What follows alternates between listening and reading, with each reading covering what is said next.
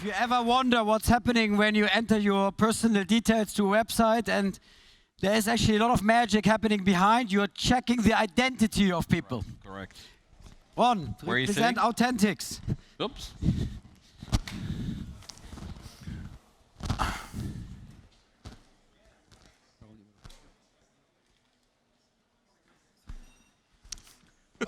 Sorry, I'm a little... Oh, it has been a bit of a rush. Okay, let's talk about identity checks. Now, what is the key value you provide to your clients? You're working with some of the biggest brands in the world. Maybe you can name a few. So, Google, PayPal, Airbnb, Nordea, Payoneer. So most of the online players are now starting getting into some of the banks as well, and on a global basis. Yeah.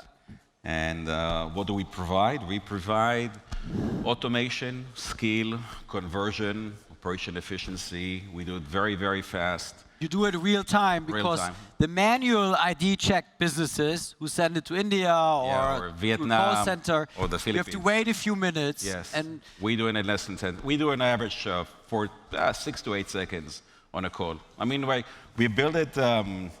We're a bit of a unique company. We build this. We spun off from an airport security company, so the technology is already a very mature one. And about 11 years ago, we understood that the business is in not with governments, but more with financial services and sharing economy and e-commerce. And we've been scaling the business since then. How big is the market of ID checks? I call it customer onboarding because it's ID check is maybe a very niche because we're now getting a bit of a bigger offering.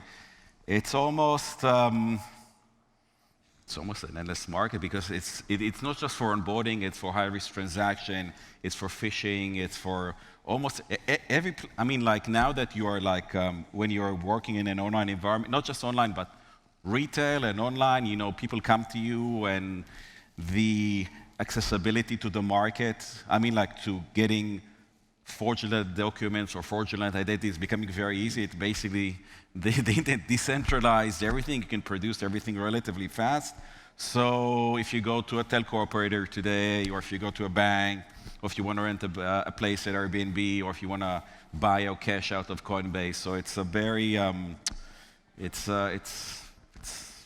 tremendous, especially in places where there is no. I guess it's multiple because you have a growth situation. The more services you add, the more services you subscribe to or you want to sign up for. So you can do per person like 100 ID checks per year.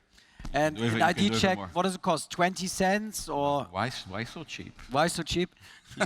No, we charge. It's not 20 cents.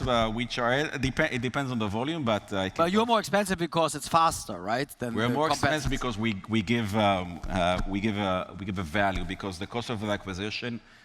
You know, you pay $50 for an acquisition, or depends on the sector, $300. So if you pay us $1 or a bit more, a bit less, doesn't really matter. It's meaningless. So we're able to convert users much faster, either especially online, or even in the point of sale in the stores. And also the issue of not making the back office much more efficient from data integrity, which is a big problem. You know, I have a lot of corrupted data and the whole archiving business and everything. So, do you sell to governments, by the way? We used to, but the commercial market is much more interesting. So I won't say no to a government. We have still a few here and there, but that's not where the growth, that's not where the scale is coming from. Now, you are one of these bootstrap companies. Yes. You funded the business with your family or your father and you funded the business together. Yeah. It worked out. Ron is actually one of my closest friends. And this guy has always been on the airplane. And he has 4 children at home. Yes. And I was like, isn't that time to hire a head of sales? Now, Israeli companies are known for great technology, great product. They can sell themselves very well. Yeah. But when it comes to acquire customers and do this, I mean, enterprise sales is hard and slow sales. What lessons learned you can share with our audience how to acquire big corporates faster? Be very focused. I think if you're a small company, channels is not the right purpose. A channel or a customer takes the same effort, and the channels have their own What do you mean by channels? Channels, like, if you work with the likes of data services or credit bureaus, it's not that they don't like your product, but you need to understand that their salespeople are motivated by multi-factors, profitability, revenue sharing, can he maybe... resellers. I call How it big partners. are resellers for your business? Almost nothing. Almost nothing. Almost nothing. We tried. Always I'm looking for, but it's... but when you have a limited... because we bootstrap and you have a limited amount of money, you need the key focus is being focused. The point is to be focused. And focus on focus. Focus on focus. But it is actually, so if you look at the when you try to sell, it's an equation with many multiples. So you need to eliminate the multiples. So you need to see if there's a use case, if they're already maybe doing it, if you can automate it for them. What are the key pain points that your prospect or the future customer is suffering, and see if you can answer multiple. The more answers you can give it to them, it will be also easier to sell. And also about maturity. Some companies, it only took us 5 years to sell to Airbnb. It took us 3 years to sell to PayPal. You need, first of all, to have not to break in the process. Yeah. It's a marathon run. Yeah. And you need also to know to find the right people and how to push the right buttons. Right.